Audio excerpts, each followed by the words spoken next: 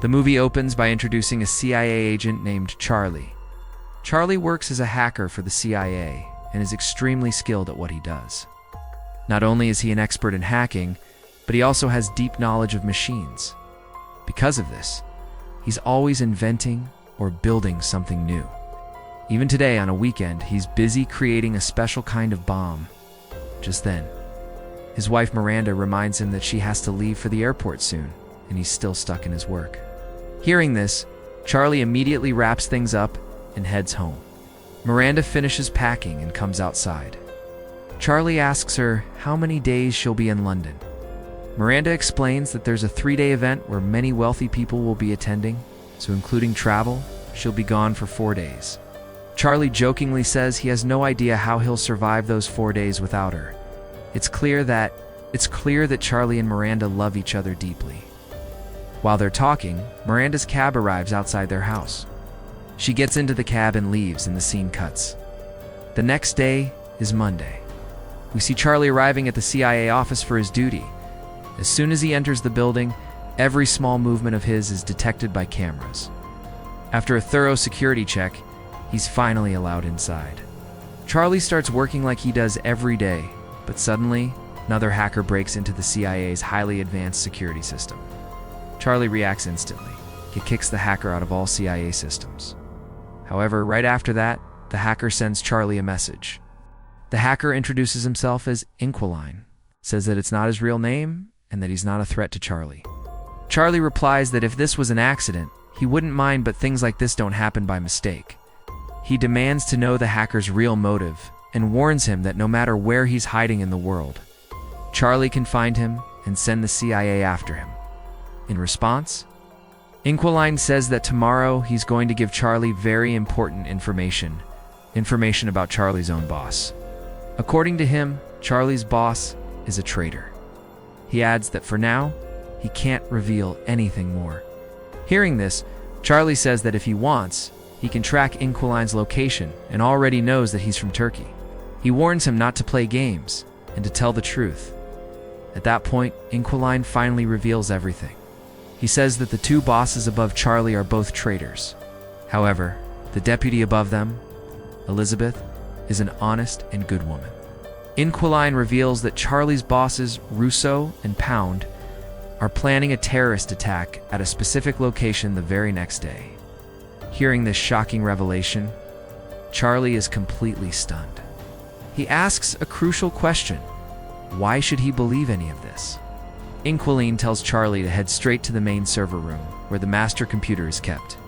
This leaves Charlie even more shocked. He can't believe how Inquiline knows the location of the CIA's master computer inside the building. Inquiline reassures him, saying, "Now you should believe me, I have access to a lot of CIA information." Out. Charlie heads to the main room. As soon as he arrives, he begins trying to track Inquiline's location on the computer. But what he discovers shocks him. Even more the computer already has. Inquiline's virus activated inside it before Charlie can even react. Multiple reports start appearing on the screen. These reports contain top-secret information about the United States, including a revelation that shakes him to the core. The bomb blasts in 2022 weren't carried out by anyone else. They were orchestrated by CIA heads Russo and Pound. Only these 2 knew about it. No one else had any idea. Seeing this, Charlie finally realizes that everything Inquiline has been saying is true. He immediately asks, "So where is the terrorist attack happening tomorrow?" Inquiline replies that it will take place in London, England. She doesn't know the exact location. Charlie then asks if she can at least reveal her real name. Inquiline says, "You'll know when the time is right." Curious, Charlie questions why she is helping them. Inquiline simply responds, "You'll find that out at the right moment. Just know, this I am not your enemy." As Charlie steps out of the main room, he runs into his friend Alex. Alex notices his troubled expression and asks, "Hey man, are you okay? You seem really stressed." Alex admits he's feeling a bit dizzy and just needs some fresh air. Charlie heads home, intending to call his wife Miranda. But then it hits him. There's a major event happening in London.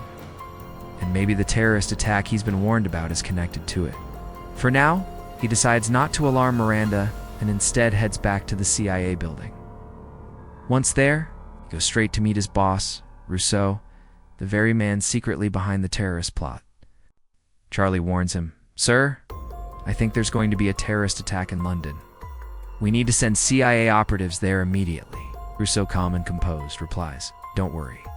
If anything was going to happen, the CIA would have known already." Just then, the deputy calls Charlie to her office. When he arrives, she delivers devastating news with great regret. "I have to tell you that there's been a terrorist attack in London, and your wife Miranda has been killed." Charlie is frozen in shock. "There must be some mistake," he says. "Please check again. Maybe it was someone else." But the deputy solemnly confirms, "I'm very sorry, Charlie. Miranda is gone." Rousseau then turns on the TV. On the news, Charlie sees the horrifying footage, a terrorist grabbing Miranda and shooting her without a second thought. Seeing this, Charlie completely breaks down. A short while later, his friend comes to drop him home. Outside, reporters and media personnel are waiting for interviews, but Charlie ignores them, covering his face as he retreats inside. He wanders from one corner of his house to another, unable to escape Miranda's memory. The next day, Charlie returns to the CIA office, where both Rousseau and Pound are present. Furious and confused, he confronts them. "We are the CIA, the world's #1 intelligence agency. And yet, how did we not get any warning about the London attack?" Rousseau responds, "We're only human, Charlie. Mistakes happen." Charlie, still reeling, snaps back, "Fine. Maybe it was a mistake. But now at least we should be able to find Miranda's killers." LB intervenes, trying to calm him down. "You're in shock right now. That's why you're thinking like this. We are doing everything we can, but these terrorists are extremely clever." At that moment, Charlie realizes the truth. Both Rousseau and Pound are traitors, and they won't help him at all. Feeling betrayed, he returns home, haunted by Miranda's memory at every corner. Overwhelmed, he finally steps outside, sits on the grass, and falls asleep there. The next day, Charlie goes to the airport to collect Miranda's body. That night, he looks at her suitcase, the one she had taken to London. He clutches it tightly and breaks down, crying inconsolably. The whole night passing in grief. By morning, Charlie makes a firm decision. He will take revenge into his own hands. Determined, he heads straight to the CIA office and goes into the main security room, beginning to review all the cameras in the building in London where the attack occurred. Within minutes, he identifies 3 people responsible for Miranda's death, 2 men and a woman. Digging deeper, he uncovers that they are Russians. The 2 men are named Lissandro and Monacent, and their female accomplice is Celine. In just a few minutes, Charlie manages to pull up all the details of these 3 killers. But before he can act, Rousseau and LB summon him to their office. They say, "You don't need to do any of this, Charlie. We'll handle everything." Charlie, shocked and suspicious, asks them bluntly, "Handle? What do you mean by handle?" Charlie snaps back, saying, "I figured everything out in just a few minutes. And it took you 3 days just to decide that you'd handle it? Couldn't even find half of what I uncovered in 30 minutes, he adds. "Maybe you don't even want to know the truth," Rousseau responds coldly, suggesting that Charlie should see a doctor so his condition might improve. At that moment, Charlie fully understands that these men are completely sold out. From now on, whatever needs to be done, he'll have to do it himself. The next day, Charlie secretly attaches a recorder to his shirt and clips it to a set of papers using a paperclip. He takes those papers straight into Rousseau's office. Pointing at the documents, Charlie shows Rousseau and Pound their own signatures on them. He says, "Take a look at these papers. They have your signatures on them." The documents state that the investigation into the 2022 Los Angeles attacks would be handled internally by the CIA. After the so-called inquiry and notifications, no proper paperwork was ever completed. Charlie questions them bluntly. Since when did the CIA start acting like thieves? Hearing this, LB completely loses his temper. He warns Charlie's son, "Stay within your limits before you get kicked out of the CIA. Do only as much work as you're paid for." LB even threatens him, saying, "Don't push us to the point where we make you disappear." Charlie smirks and replies, I actually enjoy hearing threats. Instead of threatening, try doing something. Rousseau then asks him directly, so what do you want from us? Charlie calmly answers, I don't want anything from you. I just want to be taken out of these walls and sent for special training. With that training, I'll personally hunt down and kill my wife's killers. As soon as Charlie says this, Rousseau and Pound burst out laughing. Mockingly, they say it sounds like he watched John Wick the night before. Charlie replies calmly that he doesn't know anything about John Wick. But until he kills his wife's murderers, he will not stay silent or sit back. LB laughs and finally says, Fine, we're willing to send you into the field for 1 month of special training. But remember this after, that the CIA will not help you in any way. No money, no protection. Charlie responds without hesitation, I don't need anything. I just want the special training. With that, Charlie walks out. As soon as he leaves, Rousseau and Pound exchange looks. Rousseau says it seems like Charlie knows far too much about them. LB replies that while Charlie is busy with training, they'll dig into his background and uncover all his secrets, keeping them as leverage so he can never turn against them. A few hours later, we see Charlie arriving for special training, where he meets Colonel Bando. Friends, if you're enjoying the video so far, don't forget to like the video and subscribe to the channel. It really motivates us. Bando introduces himself, saying his real name is Major Banderson, but Charlie can call him Bando. The two get into a car and head toward the training site. On the way, Bando explains that for the next 30 days, Charlie won't be allowed to leave the facility. He'll be training day and night. Charlie replies that he came specifically for training, but Bando shuts him down, saying he'll decide the schedule and timing.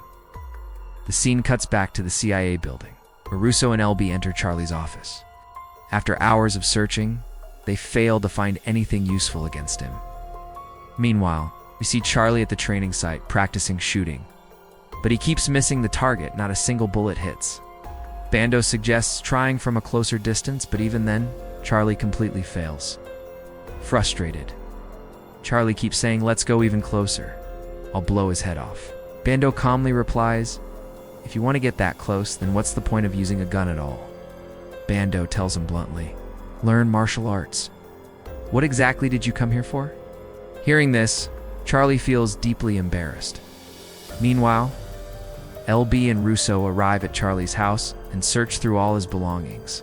They check everything carefully, but find nothing useful. In reality, Charlie had planned everything in advance. He knew they would look for evidence, so he made sure not to leave behind a single clue. Despite their efforts, Rousseau and Pound fail to uncover any weakness they can use against him. On the other side, Charlie and Bando are sitting together in a room. Bando tells him it's been 20 days, and when it comes to shooting, all you've learned is how to hold a gun. Tell me, are you going to kill your wife's murderers? Charlie asks, how do you know I'll kill them? Bando ignores the question and says, forget everything else. Take this gun and shoot me as fast as you can. Charlie is shocked.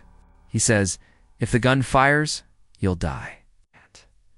Bando calmly replies, I know. That's why I'm telling you to do it. But out of fear, Charlie can't pull the trigger. Bando shakes his head and says, see, you won't be able to kill your wife's killers, Charlie insists. When the time comes, I'll have the courage to kill them. Bando responds sharply. When the time comes, you won't even remember which hole the bullet comes out of. That's why you need to use your mind more than your body. Bando adds that he has trained many people in his life, but he has never seen anyone like Charlie. He explains, you're extremely sharp mentally, but physically weak. That's why I can't train you the usual physical way. You'll have to defeat everyone using your brain. With those words, Bando walks away. Now, the scene shifts back to Pound and Rousseau as they, after searching for 20 straight days, Pound and Rousseau still fail to find any evidence against Charlie. Realizing he could become a serious threat and testify against them, they decide the only solution is to eliminate him. They order Bando to kill Charlie. When Bando goes to Charlie's room, he's shocked to find it empty. Charlie is already gone. The scene then cuts to Charlie sitting at an airport, secretly listening to Russo and LB's conversation. The papers Charlie had handed them earlier, the same documents with their signatures already, had a hidden microphone attached to them. Charlie is listening to everything in real time. However, Russo eventually realizes they're being recorded. Speaking directly into the recorder, Russo says, "Charlie, we will find you." Immediately after that, we see Charlie landing in London. He has a large amount of cash and several fake passports, allowing him to travel freely anywhere. Once in London, Charlie rents an apartment because he's managed to track down Celine's location, the same woman involved in the terrorist attack. Charlie observes that Celine goes out every day with her boyfriend for about 2 hours. During that window, Charlie breaks into her apartment by picking the lock and begins searching the place, hoping to find clues about Lissandro and Mona Sant. He notices several paintings on the walls, but inside a drawer, he finds a gun. Charlie immediately takes it with him. Just then, his phone receives a notification. It's from Inquiline. The message warns him that Celine is returning to the apartment. Checking the tracker, Charlie realizes she's already very close. He quickly exits the apartment and hides nearby. As soon as Celine and her boyfriend enter the apartment, Charlie steps out and points the gun at them. But just as Bando had warned, when the moment finally arrives, Charlie can't pull the trigger. Overcome by fear, he runs away and rushes back to his own apartment.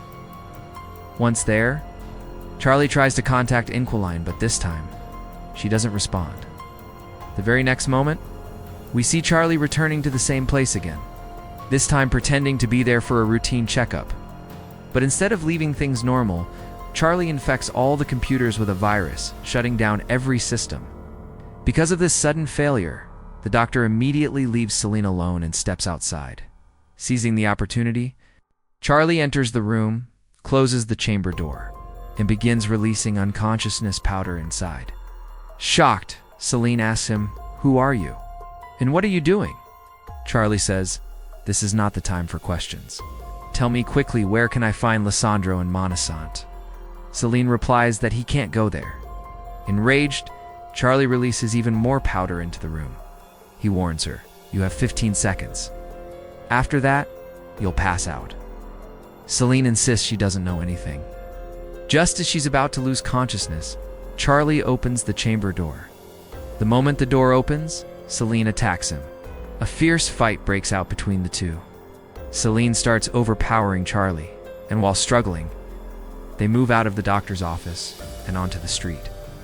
Celine tries to escape, with Charlie chasing her. Suddenly, a van crashes into her, killing her on the spot. Charlie gets no information from her at all.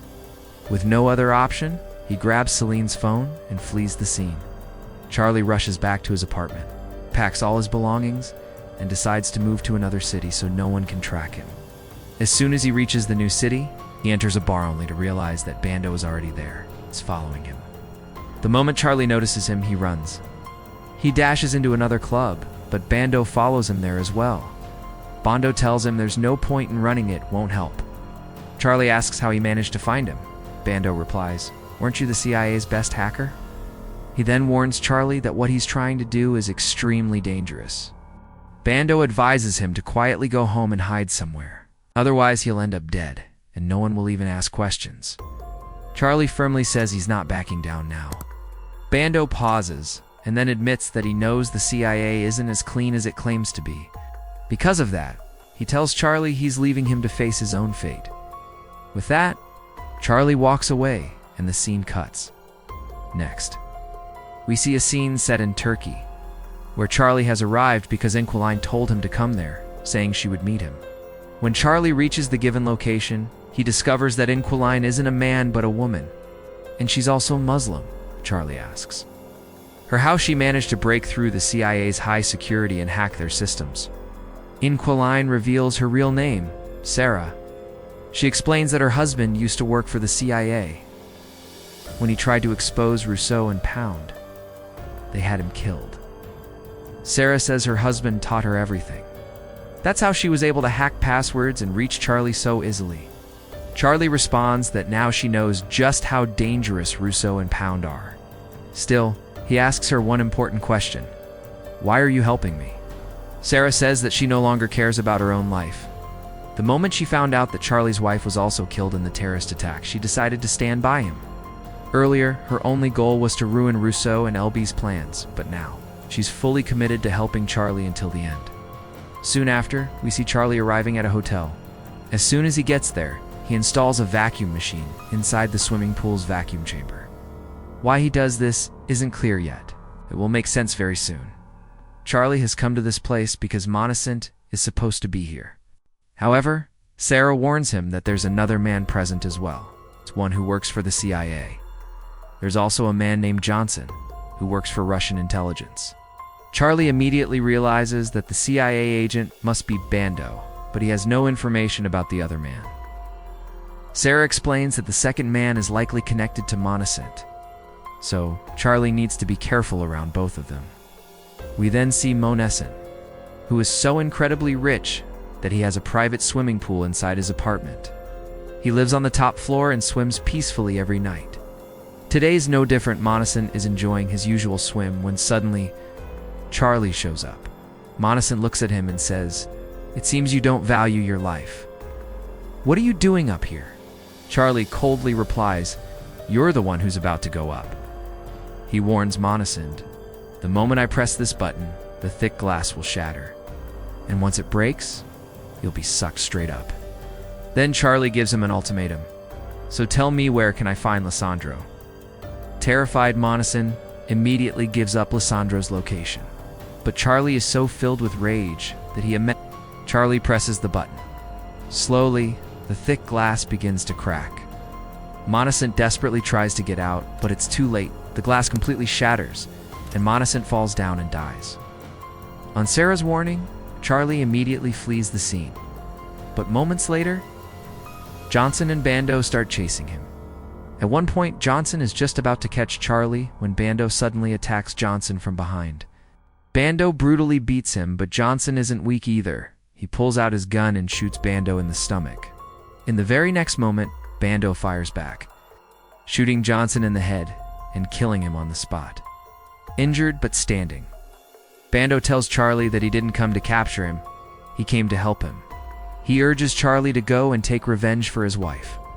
Bando warns him, "If anyone survives by mistake, don't ever say I was working with you. Otherwise, I'll lose my job and my life." Hearing this, Charlie runs away immediately. The scene shifts to night. At the place where Sarah and Charlie are staying, the Turkish army launches an attack. All on the orders of the American CIA, Sarah quickly pushes Charlie into the car and starts driving away. Gunfire erupts from all directions, but Sarah drives skillfully through the chaos. Suddenly, a bullet hits Sarah in the chest, killing her instantly. Charlie is terrified. He lays Sarah on the passenger seat and takes over the steering wheel himself. By sheer luck, he escapes the Turkish army and reaches the airport. From there, he boards a plane and heads straight to Lissandro's location. But before he can do anything, someone attacks Charlie from behind, knocks him unconscious, and brings him onto Lissandro's boat. When Charlie regains consciousness, Lissandro mocks him, saying, "You killed Celine. You killed Monacent. And you thought I wouldn't find out? You're such a fool that you came to kill Lissandro yourself." Charlie coldly replies, "I only want to kill you. Nothing else. You killed my wife, now you'll die." Lissandro smirks and says, "I didn't kill your wife. LB and Rousseau had her killed. Me and my two partners were attacking terrorists on their orders. That was our real mission. Your wife got in the way, so I cleared my path." He goes on to say that the real credit for everything should go to the CIA. Then he adds mockingly, "But if you want to give me credit for this master plan, I'll happily take it." Lissandro asks Charlie a chilling question. "So tell me, do you want to kill me? Or do you want to kill LB and Rousseau?" Charlie firmly says, "You will die." But then, in a shocking twist, Lissandro hands Charlie a gun and says, "Here, take this, and kill me in a single shot." Charlie takes the gun, and for a moment, it seems like he's going to shoot Lissandro to prevent Lissandro's men from killing him. But instead, Charlie drops the gun. We then see that Lissandro's boat is completely out of control. And this, of course, was all part of Charlie's plan. Earlier, he had hacked Lissandro's boat from his apartment and set its location straight to the Loke border. Now, the boat crosses from Norway to Romania, and the Romanian army quickly surrounds it from all sides. Meanwhile, Charlie calmly sips water, watching everything unfold. In no time, the Romanian army captures Lissandro and his men. Charlie casually announces, "My name is Charlie, and I provided all the information." After that, the Romanian army safely escorts Charlie back to the United States. With that, Charlie's revenge is complete. Next, we see the CIA deputy at a press conference, announcing that internal intelligence has revealed Pound and Russo are traitors, and they are being sent to jail. That crucial inside information? It was all provided by Charlie. Charlie finally feels a deep sense of relief. As he sits in his car, Bando appears and says, "Sometimes, battles aren't won with weapons, they're won with the mind." With that, Bando walks away. And with this, the movie comes to a satisfying happy ending. Friends, if you enjoyed this video, don't forget to like it and subscribe to the channel for more exciting movie explanations. And that wraps up today's story. Now we want to hear from you. Where are you watching from? Drop your city or country in the comments, and let's see how far these stories reach. If this story moved you or gave you chills, give it a like, share, and subscribe for more powerful stories. One last thing, rate the story from 1 to 10 in the comments. Your feedback helps us bring you even better ones next time. Thanks for watching. We appreciate you being part of this storytelling journey.